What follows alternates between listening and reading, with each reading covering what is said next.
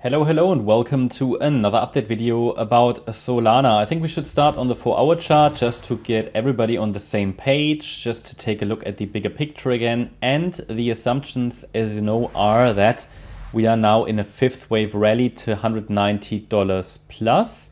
That might still change. There is, of course, still a scenario on this 4-hour time frame, which actually suggests that we might revisit the lower boundary, or the lower support area, I should rather say, in the in this white scenario basically. And in the primary count currently on this time frame, we see that a wave 4 likely bottomed on the 23rd of January, and we are now moving up in this fifth wave to $190 plus.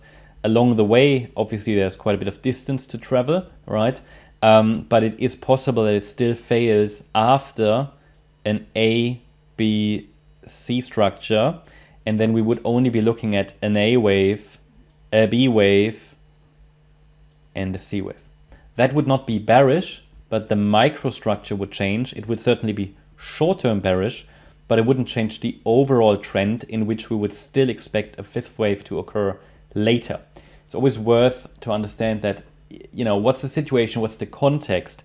If the short-term uptrend is breaking, does that mean the overall assumption changes?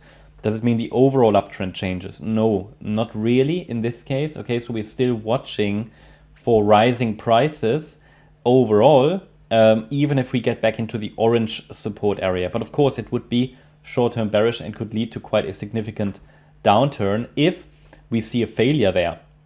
That's why we're observing on a daily basis the 1-hour chart and the shorter time frame counts as well, to figure out when the scenario is changing. At the moment, I typically take the approach that if minimum requirements are fulfilled for a pullback, which they were here, yeah, that I just focus on the upside if I see the first indications and confirmations for it.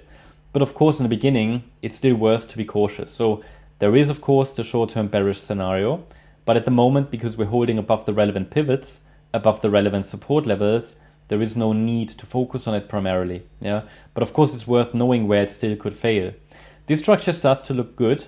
We've had this first wave 1 to the upside in the yellow count. Obviously, that's why I actually indicated here another support region. Okay, so only with a 5-wave move up from a low, I can really add another support region, which I did for you, and it basically worked out nicely. Okay, worked out nicely. So we have a wave 1 up, a wave 2 down, and now we could be in this third wave to the upside. If it continues upside pressure, we also see a 4 and a fifth wave afterwards, and then we will have to see later how that fits into the bigger picture, the larger assumption. But it could obviously also be an A, B, C structure, right? That's where it can fail. But at the moment, we are still on our way up. So looking at the microstructure, we had this 1-2 completed. We could now be in the third wave. Let's take the optimistic outlook for now. But we're tracking the relevant support levels to figure out when things are changing. Zooming in, of this third wave there, we likely completed a 1-2 setup recently. Price dipped into the next support zone.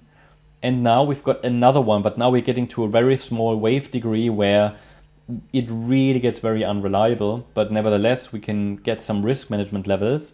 So if this is another 1-2 setup, then we could get a third of a third wave, basically like that, yeah, to basically $125 plus. Basically now, the assumption is that upside pressure will remain high as long as we're holding $105.98. That's the relevant support level.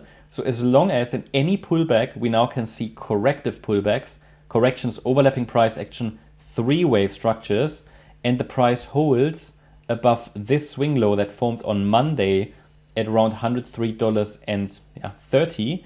So as long as the price can hold above this level, it would set the stage for a third of a third wave rally. And that's typically the most aggressive rally. Of course, the analysis doesn't tell you it will hold, but it defines the relevant parameters. So a break below that Monday low will lead to invalidation of this shorter time frame bullish count.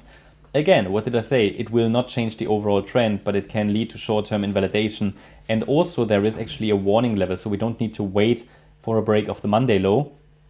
In fact, already a break below $105.98 would indicate that things are changing and maybe the chart needs to be revised. So yeah, these are the relevant support levels to watch. Obviously, a break below 105.98 would be a first indication that possibly a larger B wave topped already. We're coming down. At least it requires a reinterpretation of the chart, or maybe this wave 2 is still unfolding. So that could be an alternative that we say, yep, we had a wave 1, A wave down, overshooting B wave, C wave down. I did take that from the chart now because the next move up looks also impulsive at this stage. But I'll keep you updated if anything changes. So hope you liked the update.